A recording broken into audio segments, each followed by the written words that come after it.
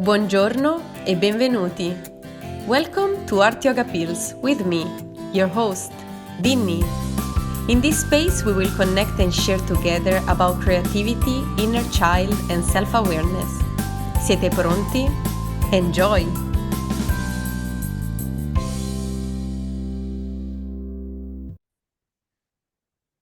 Ciao a tutti, Kia ora, and welcome to a new episode of Art Yoga Pills. Today I'm not alone. I have with me a very special guest. I have Gonzalo Poggio. How are you, Gonzalo? I'm very good. Thank you so much, Danny. Thank you for letting me be part of your podcast and just talk about a little bit my experience in the earth and just be part of the community that you're trying to create, which is great. So thank you so much. Thank you. I'm really pleased to have you on board. I've been chasing you for a while, so I'm actually glad that today is our day.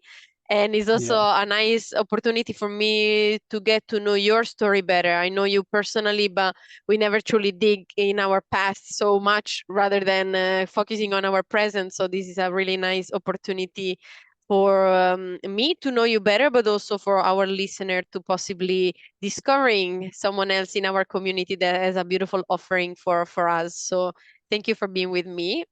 And to begin, I guess, our conversation, my very first question, it could be simple or not, depending on how we are feeling today, but it is just about yourself. And if you could share with us who is Gonzalo, and feel free from here to go personally, professionally, combining the two aspects together, everything that resonates with this question today for you. Yeah. Okay. Um, yeah. So I think I probably will start with a bit of the personal story behind me, and then maybe just a little bit more the professional side, I guess. But yeah, as you say, my name is Gonzalo Poggio. I'm come from Argentina, from a very, very small town, which is called La Carlota.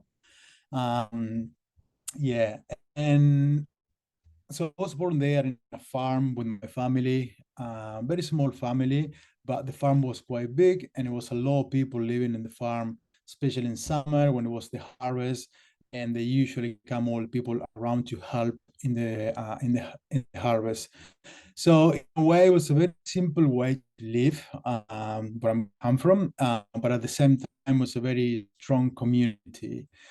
And as I said before, my family was very small. It was my mom, my dad, my sister, and myself, and then my grandfather as well living there. So as a kid, I was spending pretty much all the time outside, playing in the farm with animals and in the crops. And I was very close to my grandmother for some reason. And I spent quite a lot of time with her in the kitchen when I was a kid, just helping her, like just the easy tasks that you have to do in the kitchen. And I kind of got really in love with cooking in a way. So I was very lucky to be born in that farm because everything was produced in the farm. I remember like all the ladies, the old ladies, were all the time in the kitchen, and then outside in the field there was all the males working in there. So I kind of go half and a half. In the mornings I was in the kitchen, and in the afternoons I was with my grandfather helping outside, either in the garden or with animals. And that created a really sense of appreciation for food for myself. We really kind of live from the nature in a way. Obviously, there was a lot crops growing in there, and there was a lot animals. When I'm saying animals, I'm saying like cows and chickens and pigs, lamb. And we used to go hunting a lot, like hare and fishing as well, close to rivers and lake. So in a way, being surrounded by all this nature, it creates this appreciation for food, as I said before. And obviously, learning from my grandmother and learning from my grandfather, which they all brought the traditions from Europe. So my family obviously is Italian, but half of the family is French. So they kind of brought all this background from Europe, and they kind of developed those techniques that they use in the kitchen and also in the field when they work with the crops. So I kind of learned all this, like preserving and making cheeses and making bread and things like that, which was great. I was very, very, very young. Uh, but yeah, that's how I kind of go into the connection with food in a way. And I'm 41 years old, so imagine 35 years ago, let's say, food was very different, especially in a very small town in Argentina, compared with what is today. The food was whole, was pretty much organic in a way, and you can see the food as a real food. Nothing was coming in either wrapped in plastic or cardboard or aluminum and things like that. There was not much use of pesticides or herbicides or any sort of sprays in the field. So the food was really, really organic and whole, as I said. When I was around 6 years old, roughly, my grandfather passed away, and my family decided to move away from the farm to this very small village, which is called Lota. And then from there, obviously, a different life started in myself. And that's when I kind of start seeing the supermarkets and the different in the food, you know? And obviously today we can, if you compare it with that, the food is so different. So in a way, the appreciation that I got from the food is something that I want to pass to other people. I would love to empower people to eat in a better way. Maybe come back to the roots, you know, like to our own roots and discover that the food that we actually have 40, 50 years ago, it was a bit much better than what is today. So this is roughly a little of my personal story. But from the side, my mom and then stepfather, they were very into sport as well. So I kind of go into that side of my life. So I'm a very active person. I do a lot of sport, and I think what happened in the future, sorry, in today, is I could kind of match the nutrition or the food in a way with the sport and the physical activity that I do and experiencing myself. So having these two loves, just to put it in a way, food and exercise, it really brought me to what I'm trying to create today, which is a startup company, sorry, as a sport nutritionist. Um, Along the way, I've been a chef for 20 years in Argentina, in New Zealand, and in Australia. And obviously, when I started working in the kitchen, I didn't study to become a chef. I just step up in a kitchen and I just have this opportunity to start washing pretty much. That's how you pretty much, yeah, I started in the kitchen. And as the year was passing by, obviously my position was moving to more responsibility, learning more and more and more. And I loved it for so long. I really loved to be in the kitchen. I loved the adrenaline to be in a busy place and to create these amazing dishes and to use different techniques and to learn all new techniques as well. But around 5 years ago, or maybe 6 years ago, I just kind of lost the connection between me and working in the hospitality industry in a way. Most like restaurants and cafes and things like that was something that I kind of didn't feel it anymore.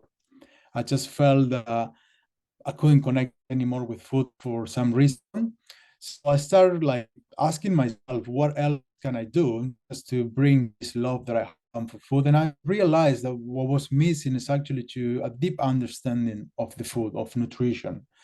So then I enrolled in a course of health coaching that I thought that was going to give me the skills to kind of get into more nutrition. It was actually really, really cool. It was amazing. It was a year-long course, but it covered kind of another aspect of a person's life. And I kind of realized that actually nutrition was missing in there. So then I enrolled in another course of sport nutrition, and that's how I kind of got into the nutrition aspect of trying to do today.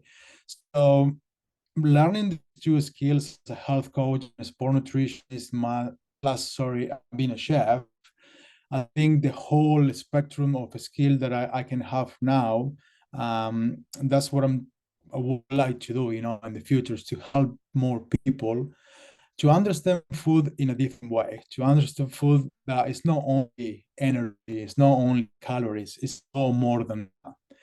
And it's a long journey. This is only just started, as I said, 5 years ago, and I see myself growing and growing in this field because actually it's endless. I think we only just start discovering the connection between nutrition and the human body, the potential of the human body in a way.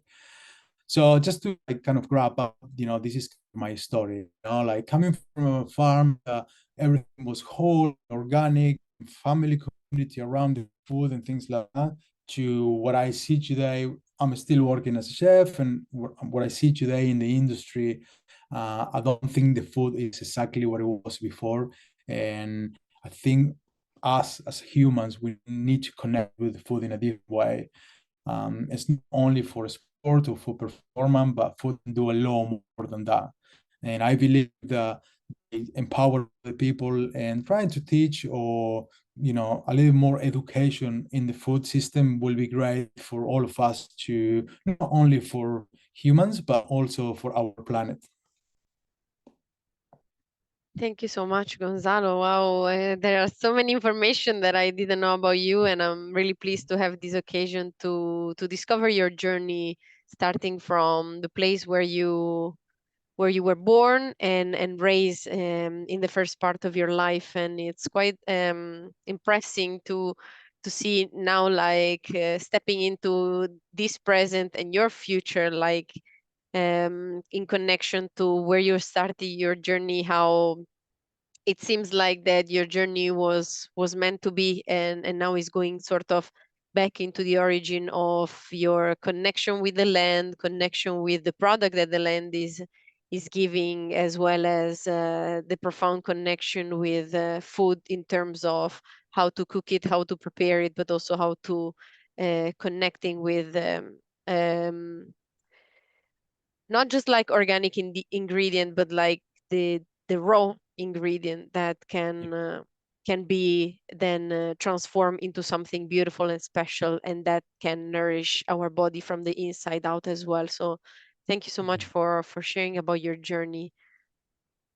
Yeah, I think it's been an amazing journey, and I think, as you said, I mean, it was meant to be this way. I have to go through the path of being a chef before, and I think seeing the changes in the food industry and in the food chains, the way we eat today, the way people eat today, has changed way too much. And I think I was lucky, to be honest, to have the opportunity to learn more about nutrition, and to have the opportunity to spend so many years in the kitchen with really cool chef, very cool persons as well, and maybe people that appreciate the food in another way. Like, I'm not saying that going to a nice restaurant or having fun with friends in a pub or something like that, it's all good. It's perfect. It's part of our society. In the day-to-day basis, I think the food is a bit more important. We should connect in a different way if we have the opportunity, for sure. Yeah, absolutely. And knowing that your path led you as well to this aspect of becoming a chef, and knowing what it feels like to appreciate products, to know how to work with products, will give certainly a different quality and value towards what is now your upcoming journey towards this leading connection that you can have, not just like with yourself and the food that you're eating, but also supporting others in finding their own way and skills to provide for themselves the same experience, especially because it is related to the nurturing of ourself and our body, um, through that sort of fuel and energy that we give to ourselves, and the healthier the better as well. Yeah, that's right.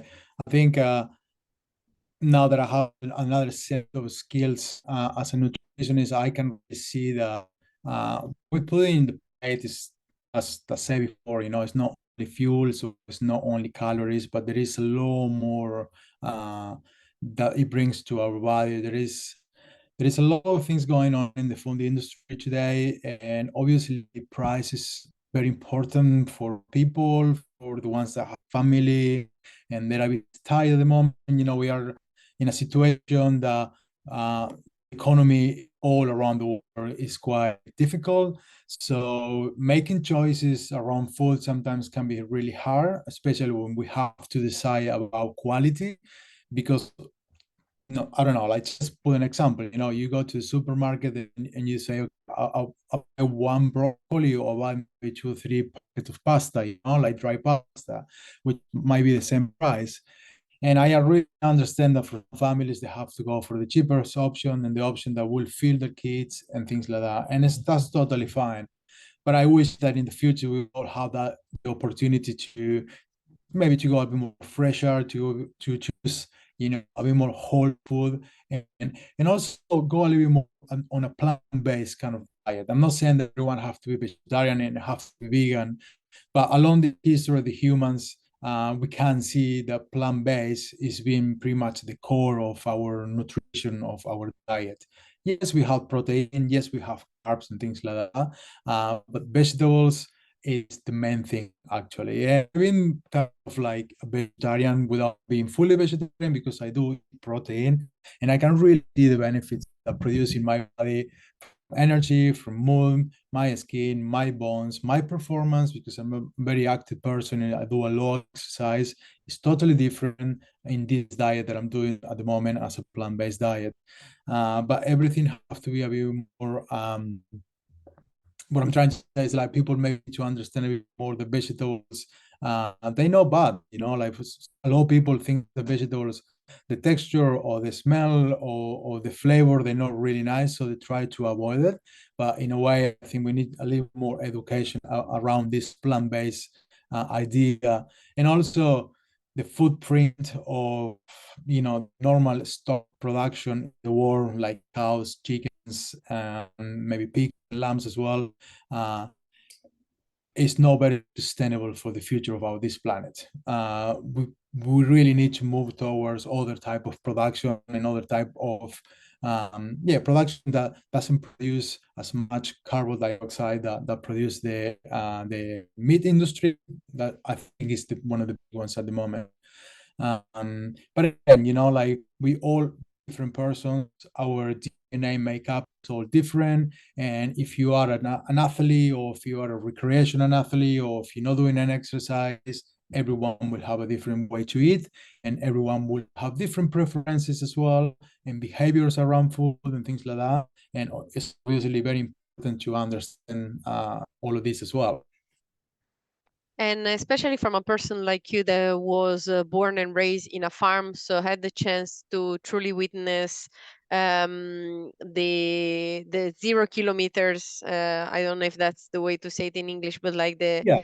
the 0 kilometers product, like seeing the production starting from the seeds or from the animal when was born up to the picking days or the hunting days, Yeah. but within the same field. So knowing where the source of each product was coming from is something that possibly might also inspire us to decide in which way we wish to go. Of course, supermarkets are the main resource for us to provide food, but even knowing that in a country such as New Zealand, which is still very highly predominant, the farm industry, why not to find also differentiate the way in which we are buying the product that we wish to consume, and possibly reach out to farmers, to local farmers, to having a better quality of product, either for vegetables but also for meat, so that we actually know even where the source of the things that we are buying is coming from, and is like cutting off all these chain of things that we cannot truly reach, like to understand where all these things are coming from truly, and at the same time having a better connection also with the people that we are in contact with, but also knowing that the source of the things that we are receiving from those local farmers might give us like a better quality product that can sustain ourselves even more deeply. So I wonder if there is something related to this that could be inspirational in the way that you're also wish to approach like the connection that we all have with food, but also the sources that we can possibly connect to. Yeah, absolutely. I think that this that you mentioned is very important, like, and as you say, like, when I was a kid, we used to keep the seeds year by year, and then we reusing the same seeds to obviously replant and things like that, and everything that was produced in the summer, then in autumn, when it's the harvest, that was the time also to make preserves for winter. So the whole year we will cover for whatever was produced there. But it's not only just that. I think also the waste that we have at the moment in the world is just it's incredible massive, like especially me, I can tell you, being working in kitchens for like 20 years, I can say that 30% of the food that comes to the kitchen goes straight to the rubbish, and this is in hospitality, but this is also in houses as well, So 30% of the food it just is produced and then it goes straight to the rubbish. So obviously it's been an incredible amount of energy and money just to go to the rubbish. When obviously we have countries in the world that don't even have water to drink or a piece of bread to eat. So we can't have that luxury of producing the food just to put it in the rubbish. But the connection with the source, I think, are really, really important. I think we are very lucky in New Zealand because you can see there is farmer markets in all different cities, and I think today people is also more aware about the sources of the food. We still need to educate more people, but I think it's already people that prefer to go to the farm market and not to the supermarket. Obviously, not everyone can do it, but have that connection with the source of food is also it's fulfilling. It's very important. You know what you eat, and actually, we are what we eat. So, and also supporting these people that prefer the farmers. They prefer not to sell to the supermarket. They prefer to keep their own product and have a better connection to the community is also very, very important. Keeping this community intact, I think, is one of the goals that we probably need to do, because supporting each other in a small community is one of the best things that we can do, And again, remember when I was a kid, I was waiting for the Sundays, because Sundays was the day that La Nona, the grandma was cooking for everyone, and everyone come together to the table, and everything was around the food. The family was around the food, friends will come around the food, and we didn't eat a lot, but everything was around the table. So obviously food in a sense is always been super important, always been the center of the community, in the center of family. The festivals about food, um, so it's very important to keep all these traditions. It's very important to understand that this is also connections. Um, but I hope this tradition doesn't become, sitting at the table around a McDonald's meal. Maybe it's already happening. I'm not really sure, but the connections that I'm trying to say is connections with the food, but connections with the people as well. So the source of the food is very important. The waste that we produce today is also very important, and the connection that we create along all this line is also very important. Wow, thank you so much, Gonzalo. Is really beautiful how even just like talking about food, we can raise so much awareness and inspire everyone to make different choices for themselves. And one thing that I really wish to highlight, and I wish for you to share more about it, was the aspect in which you were sharing about that what we are, what we are eating.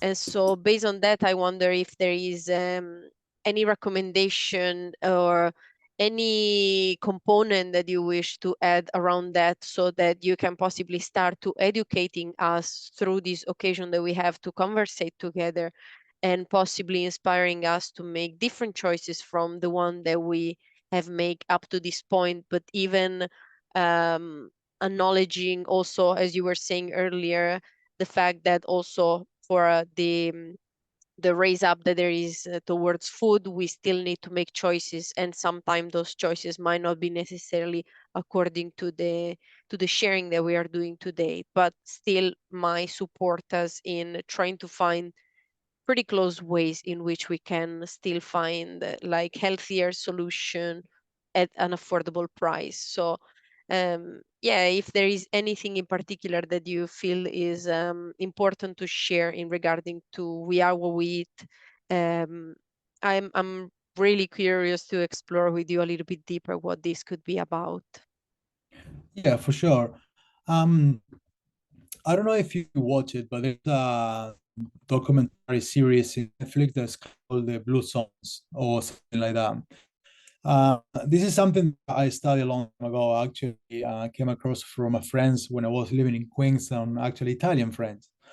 And he was talking about Sardinia in Italy. And he was saying that Sardinia was producing, just to put it in a way, was producing the old people in the world. And so there was this guy that would start kind of going around the island and start, um, you know, kind of asking people what they were eating, what they were doing, drinking, and exercise and things like that. And that's how he came up with the Blue Zone idea of these communities.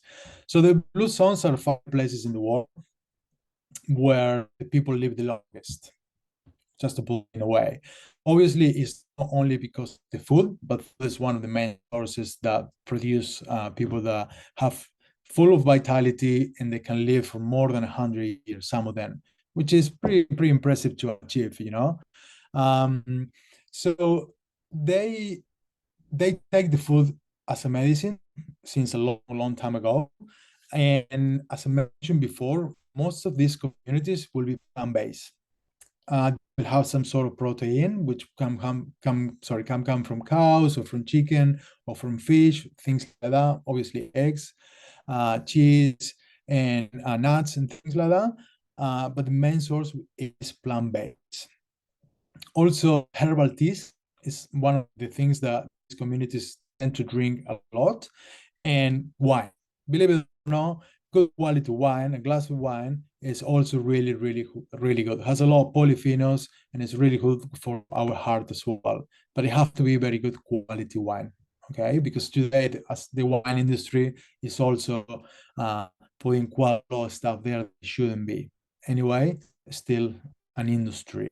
But when we're talking about food as a medicine, or what we are, what we eat, the first thing that I think is obviously the choices that we do today is what is going to impact our life in the future. And the model of the food has changed a lot since the beginning of the last century, and the size of the portions also has changed quite a lot. So obviously we know eating the same that we used to eat, and we know eating as much as we used to eat. Everything has changed a lot. So today there is a lot of food that will come with a lot of pesticides, a lot of herbicides, a lot of antibiotics, especially in the cows, in the milks, in the cheese, and things like that. There's a lot of binders, there is a lot of emulsifiers and flavorings and colorings.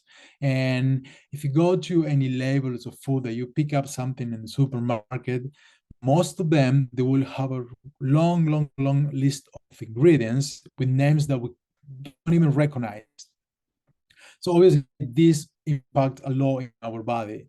There is a lot of problems about obviously obesity, type 2 diabetes, cancer, heart strokes, hormone imbalance, dementia, Alzheimer, and most of these are linked to the food that we're eating today. So obviously keeping our choices as a whole food, natural, unprocessed, and organic, if some people can afford it, that will be the best you can do to understand this food as a medicine concept. All the rest of the food, still energy, still fuel, still something that you're gonna take as food, but I wouldn't say that this is medicine. So our choices, obviously, as I said before, will impact us in the future, and especially for the kids that we're raising today. We can see that maybe 40 years ago, 30 years ago, you couldn't even see kids that were obese in the street. But today, you can see quite a lot actually, and it's actually a bit depressing because kids should be the first one to eat properly, you know. Um, so hopefully this idea of food as a medicine, we can translate it to the kids, to the generation that's going to be in the future, because they really will need it, you know. They really will need a strong brain, a strong body, and a different connection with the food in a way. Um, Trying to think what else we can add that as a food as a medicine. But I truly believe by myself, uh, food that I put in my body, it gives me the energy that I have every day, the mood that I have every day, and the willingness, obviously, to be healthier and healthier. Just to give an example, you know, we make with my flatmate here, we make our own kombucha, we make our own kimchi or sauerkraut, which is obviously all this fermentation creates a lot of really good bacteria in your guts, just to keep yourself um, nice and clean from inside. And actually, many doctors said our gut is our second brain. So it's very, very important that our digestive system and especially our gut are clean and full of good bacteria. Thank you so much for all the precious insight that you share with us, especially the one that are related with all those aspects of our body that we are not able to see, but definitely will make an impact in the way in which we feel every day.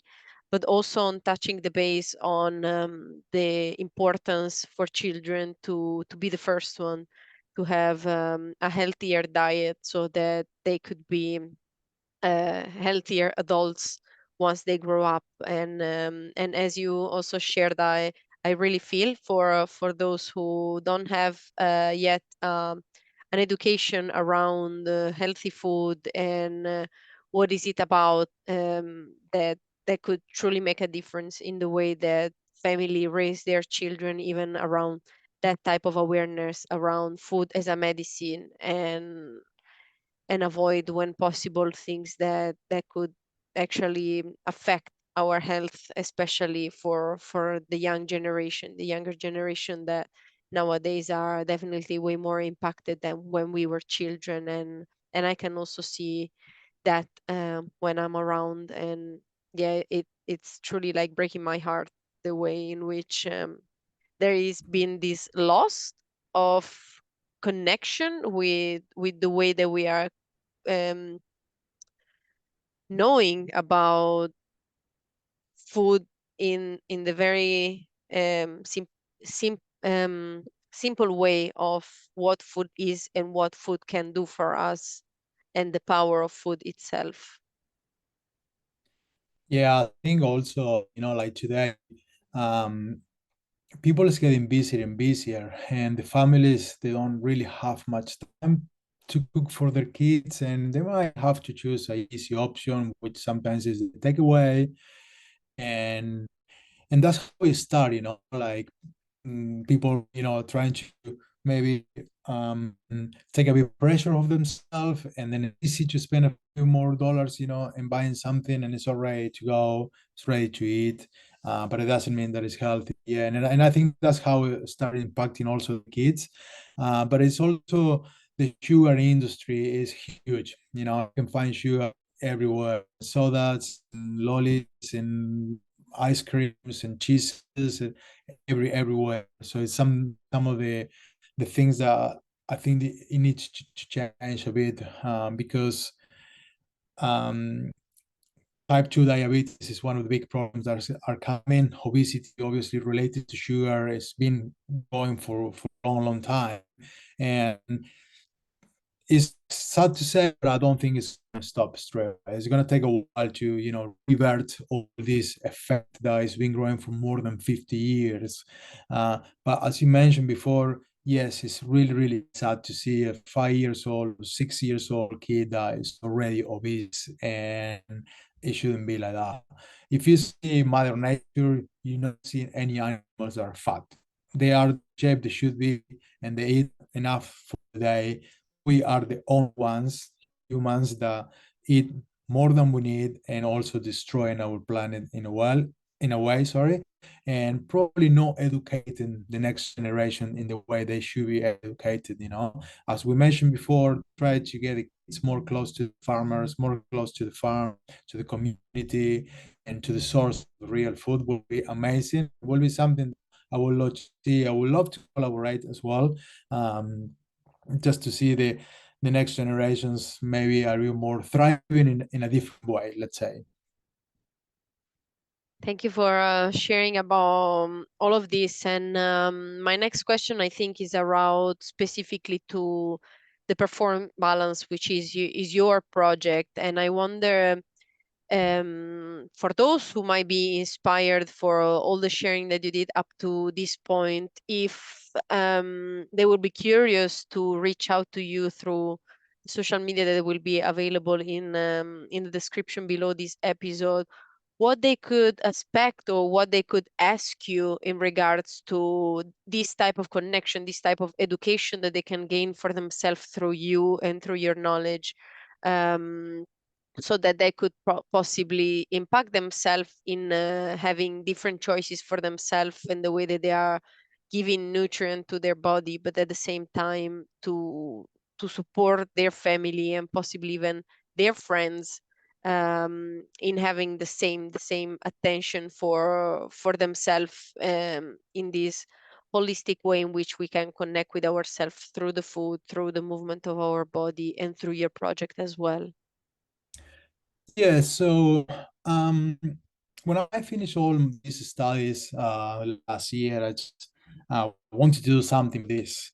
The beginning was something just to learn, to see if I can maybe have a transition in my career and a little bit away from the kitchen and try to become maybe I would say nutritionist, but also more someone that can help people. I just don't see only as a nutritionist, but someone that can help people just to eat better. That was the main idea.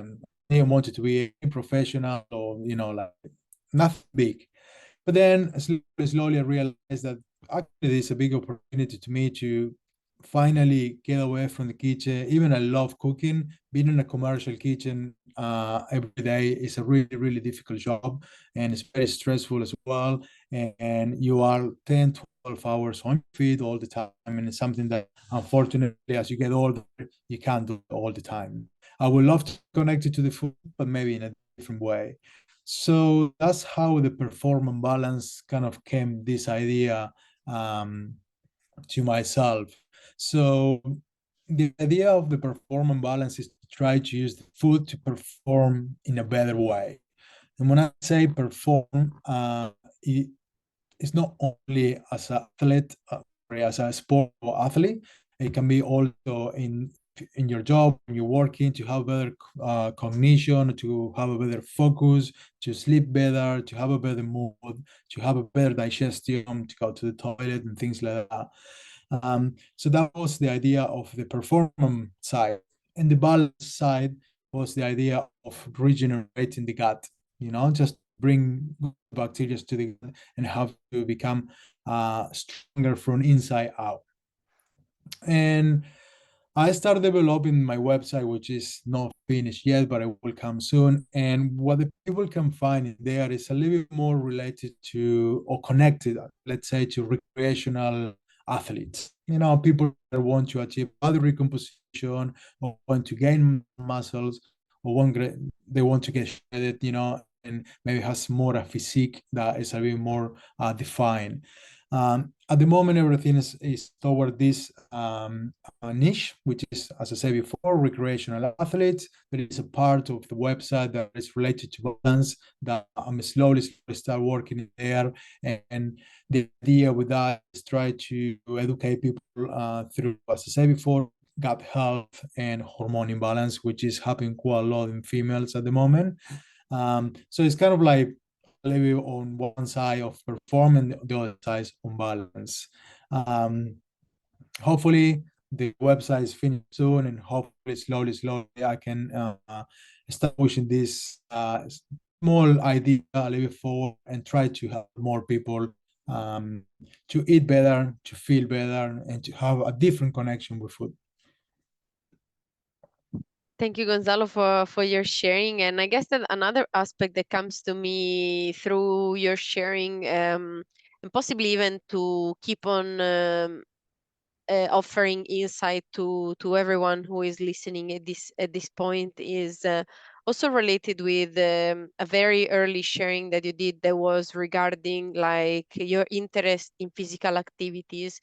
And I believe that this is also something that can be an addition to the way in which that we decide to nourish ourselves through food. And I wonder if this aspect is something that you are also encouraging people to take on board for themselves, especially with the busy life that we all have, with this modern society, and maybe lack of time for moving our body, even especially for those who are having like office job and be seated for many hours, and sometimes even skipping the time that are required to take breaks for not just for lunch, but also just like to allowing our body to move. I wonder if there is anything that you wish to share in regards to that component, which to me is also very important in the way that we are keeping ourselves healthy, also physically with the with body movement. If there is anything in particular that you wish for us to acknowledge in this space. Yeah, I think like physical activity is one of the most important things in our life. But again, it doesn't have to be something that you do every day, 3 or 4 hours a day. Like especially for those one that maybe they don't move much, they can also start very slowly and go towards that direction. But um, us as a humans, we have this in ourselves that we have to move. You know, maybe our society in the last 50 or 100 years they start changing, and now we live in a different model that we don't move much. But moving is very, very important for our body. Connecting with nature is also very important, so trying to match these two things, so moving in nature, I think, is also very important. And for me, obviously, since a very young age, doing a lot of sport is pretty easy to say, but it goes hand to hand. The more sport I do, the better my nutrition. The better my nutrition, the more sport I do. So maybe it doesn't work the same way for everyone, but I think it goes hand to hand, like because you feel great when you're eating clean and healthy and you want to move more in a different way. Um, and again, coming to the kids, I think this part of the society, they are the one that they have to keep this idea of moving all the time, because they're going to be the next generation. They're going to be the ones that will carry all these traditions and all these ideas. And we really need to empower them to keep moving. Not also like just, exercise, but, just playing outside, playing in nature, go hunting, go fishing, go camping, go tramping, cycling, so many things they can do outside. They don't even need to go to the gym. Obviously, a kid's not going to go to the gym, but um, just by being outside and move yourself and have fun and being more connected to nature, you're already doing a lot. And that's, something that I wish more people can do it. Uh, Maybe 2 3 years ago with the pandemic, I think people can realize how important was to be connected to nature, how important was to move, how important was to, maybe walk 30 minutes a day. Uh, so when we lose the freedom of what we can do, we then realize, oh, actually, this is really important for us. So already past this pandemic period, we already understand that if we are in lockdown, we can move, we can do exercise, things like that. So now that we have the opportunity, I will encourage everyone to do whatever they like to do, but get out there and move yourself. And I really like the simplicity in this act, remembering those days where we were not allowed to do anything, but also keep on the connection with the awareness of trying to decide in which way also we wish to invest our money. And so if we cannot afford ourselves to go to the gym, to go to all these physical activities that require money, then we have the possibility still to do it out in nature, so that we are not just like gaining vitamin C from the sun, but we are also connecting with an aspect that is part of who we are, which is nature. Although, because of the modern society, sometimes we forget about this connection, and being out there in whatever way we resonate, either with hiking, either with swimming, either with a simple walk, it could definitely change even the way that we are taking care of ourselves on a day-to-day basis, doing simple things that yet are so meaningful and so powerful for our whole experience. Yeah, absolutely. And again, as you say, it doesn't have to be the whole thing from one day to the next. Just step by step, slowly, simple, just going outside for a walk, 30 minutes, 20 minutes, even 10 minutes if you don't have the time or you only just start to walk, you're already doing something for yourself, which is great. And again, like if you have the opportunity to grab your kid and do something with the kids outside is also really good as well. So I wish but this talk that we're having, and hopefully the people that is listening out there that maybe some days they remember, okay, yeah, this guy was saying, let's go for a walk and just do it, like obviously some days will be much better, there will be sunny, there will be cold, there will be wind, there will be rain, but I think that's come a little bit of our nature, just to get out there and understand that the elements are for us, like a little bit of rain won't do much. A bit of sun, okay, as well. Some wind, yeah, you can get your hair everywhere, but that's fine. And having that connection with the electrons, of grounding or with the sun or even the water, is an amazing feeling. It's something that uh, brings us back to our roots. It brings us back to our real connection as a human with the earth. And and again, like if everyone has 10 minutes and you can do it, just go and do it. Absolutely, and we are moving towards spring, so I hope that this will support us in being more motivated. But Yeah. despite that, to be open for whatever the condition are out there, especially in a place such as New Zealand, where the weather is changing quite often, to not Yeah. stop ourselves with the first cloud, to be unmotivated, but to use it as an opportunity to see how it feels to build also our immune system towards all these things that are part of the natural experience of being alive, I guess.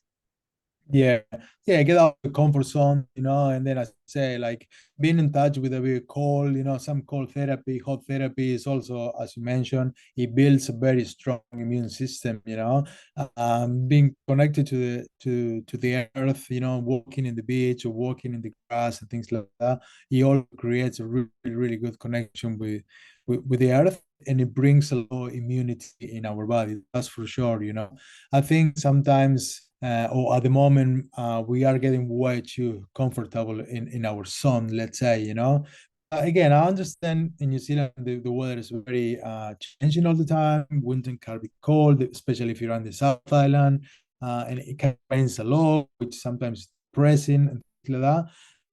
Once in a while, you get out there, you get wet, and then you just have a shower, and everything is fine, so everyone can do it. Absolutely, yes. And thank you, Gonzalo, for the reminder. I would like to ask you, arriving at this point of our conversation, if there is anything else that you feel that is quite important to share and we possibly not have touched it yet. So just as an opportunity to navigate what has been missing in our conversation and bringing it to life, if you feel that there is something that it could be potentially a must for our sharing in this moment.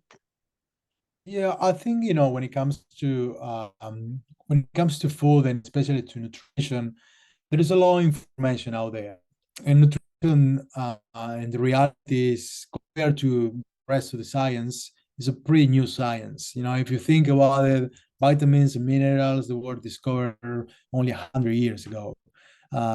So it looks quite a lot, but we just start understanding the connection that we have with the food in our body, what we can do with that. So I think, as I mentioned before, there is quite information in the internet. There is quite a lot of different diets out there, and everyone wanted to do a lot of different things and try many things. Some people want to lose some weight. Some people might have a chronic disease that want to maybe change through the nutrition, and that's great. But for people, I just want to just be careful what you do, what you try, especially if you try different diets and things like that. It's also good to try, but not everything that you see in social media, not everything that you see in internet is actually true. So you have to be a bit more careful with the choices that they make. But again, if you choose whole food, natural, and processed, you should be going very well. Um, I think yes, that's one of the things that I probably will try to encourage people when it comes to nutrition, just to be aware that there is a lot of misinformation out there, and actually can cause more trouble than the solutions they want to achieve in a way. Yeah, and I guess that to follow up on your sharing is also something that you were sharing initially, towards the ability to take one more second when we are at the supermarket and checking also the back of the label, not just like being excited for what is it in the front, the nice picture, the nice color, and everything that is appealing to our eyes, but also take a moment to acknowledge, if we can, what ingredients are there available for us. Do we know everything that is written down? Can we identify each of these words and realizing what they actually mean, or is there anything that is quite um, uh, questionable because we don't understanding? And even taking this time to do it while we are shopping, it could truly make a difference with small thing. Like, for instance, the easiest things that comes to me is the amount of ingredient that you were sharing. And to me, that connection, I do it when I buy peanut butter, which is something so simple Yeah, that should only have fresh peanuts, nothing yeah, else. And yet, yeah, when you pick those jars and you take the time to read the ingredients in the back, some of them, they don't necessarily have just like this single ingredient. So even noticing how these very simple things are made out of could possibly giving us that curiosity, sparking their curiosity to navigate a little bit deeper in what we wish to choose and why as well. yeah. I think like understand and know how to read label, a food label, is, yeah, super important, and it's something that I wish can be teach at the school for the kids, and for everyone in general. Maybe in television or in radio and social media. I just have a bit more information just to go when people go to the supermarket. But I think it's a base of rule. If what usually happens in food label, first ingredient is the ingredient that is the most in the recipe, and then all the rest is less, less, less, and less. So obviously, if you buy peanut butter, the first ingredient should be peanut. And it sounds like, yeah, it should be like that, but sometimes you will see other products that are not like that. You are buying something, the first ingredients is actually not the product, something else. Uh, so as a basic rule, when you're reading more than 4 ingredients, it's actually not a really good source of food. It should be 4 or 5 ingredients max. And then, as I said before, if you don't recognize the name, and if you see there is a lot of emulsifiers and thickeners and flavorings, and some of them will have numbers and codes and things like that, you already know that you're putting in your body something that your your digestive system is not used to have, is not used to digest. It's not natural for us to have all those kind of things. And if you do it every day for years and years, that's how all these chronic diseases are appearing in our human bodies. Understanding and know how to read food label is, yeah, is is key. It's one of the things that will make better choices for sure. Thank you so much, Gonzalo. I feel so inspired by our conversation, and I'm actually curious to check in with you if you would be ready for our final question. So, just like double checking with you if we're missing anything in this conversation before the final secret question. No, I think we cover like mainly a little of everything. Obviously we can talk for hours, but we just obviously this is a podcast. We can be 3 hours long, but no, as I said before, I wish that by learning more, because this is only also a journey. It's not a destination, and I have to learn a lot more. But I hope that by learning more about nutrition, more about the connection between the food and us and the earth, I hope that I can empower all the people to have a better life, and also to use that information, to use that education to pass to their kids and to their community. So, as I said before, this is a process, and this is a long, long journey, and I hope that many, many people can go with me in this journey. Absolutely. And I'm really pleased that this occasion for us is not just for me to get to know you better, but possibly also to inspire other people to making different choices in their life, but also finding a support through you to connect to and to gain even more knowledge towards all this way in which we can support ourselves on a day-to-day basis.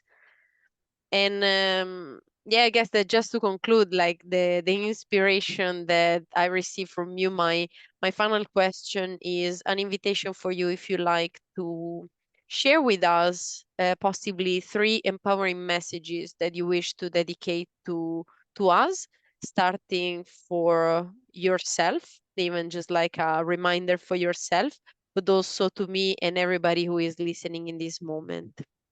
And even in this case, there is no right or wrong and no small or big way in which you can empowering us today. So, three messages. Yes, if you like. Some Three, people do less, some people do more. So up to you to decide what is three, connected with you in this yeah. moment. Okay. Um, I like the first one is one of the things that I like from a person that it really, really inspired me a lot. And maybe it doesn't have to be related to nutrition, but it's Nikola Tesla. So Nikola Tesla, he wrote the language of the universe is energy, vibration, and frequency. So what I wanted to say with this is that I believe that I come back to what we were talking before. We are what we eat. So the energy, the frequency, and the that the food has itself is what we become. Is the energy, the frequencies, and the vibrations that we become. So the better we eat, the better energy we have. That's the first message. The second message, I think it comes with a little of maybe be more curious and a little bit more try to be away of your comfort zone.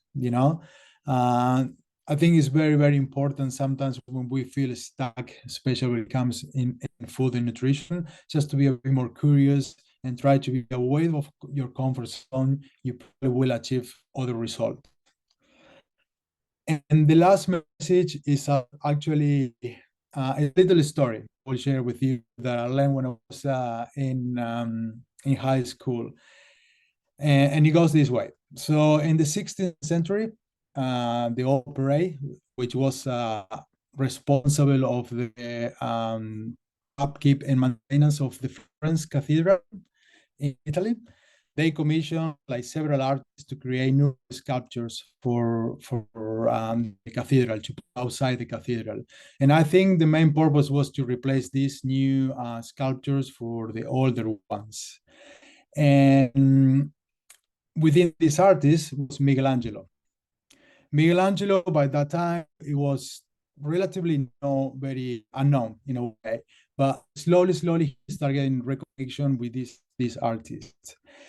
And So he was given the task to work and sculpt what today is known as the David.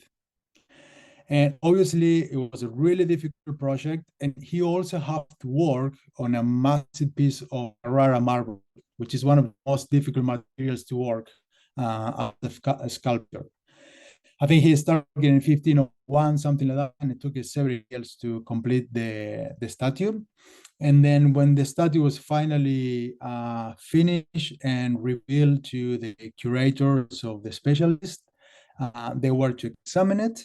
And as soon as they started examining it, they realized that David was actually a masterpiece of art. So they went to Michelangelo and they asked him how you can possibly create such a beauty of perfection. And Michelangelo, he simply replied, the David, he was always there in the rock. I only have to take the extra pieces away. So what I wanted to say with this is that we all have David in ourselves. We only have to take the extra pieces away. And that's it. Wow.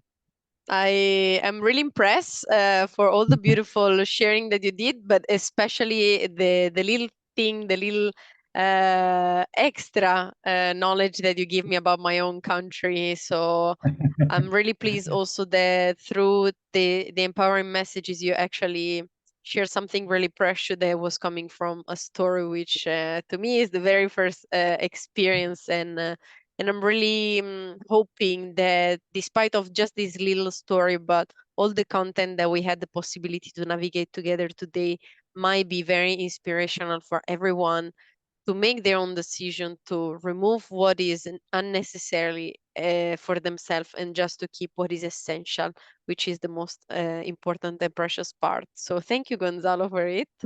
Thank you so much for this opportunity to share, everything. And thank you so much to pass this to your community, which is amazing. I've been listening to the podcast, and it's amazing how many people you can reach in all different kind of fields, but related to the same thing.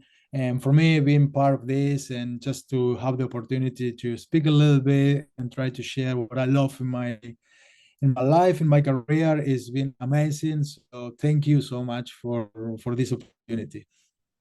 Thank you so much, Gonzalo, and my gratitude is to you for supporting me in do what I'm doing, but also for you to sharing yourself so that more people might be inspired to empower themselves through the way that they wish to connect to themselves, either through the journey that they've been up to since their childhood, such as, for example, in your case, but also to what possibility has to give them around their journey.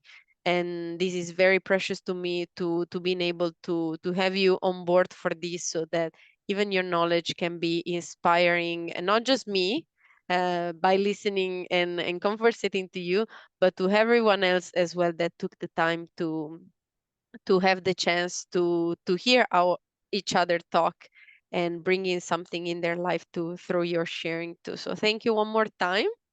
Grazie, gracias. Gracias. And for everyone who is listening, I truly hope that you take your time also to navigate a little bit through the social media that will be below this episode, so that you can get to know Gonzalo a little bit more and eventually even reach out to him. But at the moment, I really wish for you all the best. Thank you for listening and have a good day. Grazie per averci fatto compagnia. We hope you enjoyed your time with us. If you wish to stay updated and connected, visit us on our social media channels and our website www.artyoga.co. Ci sentiamo presto. Ciao!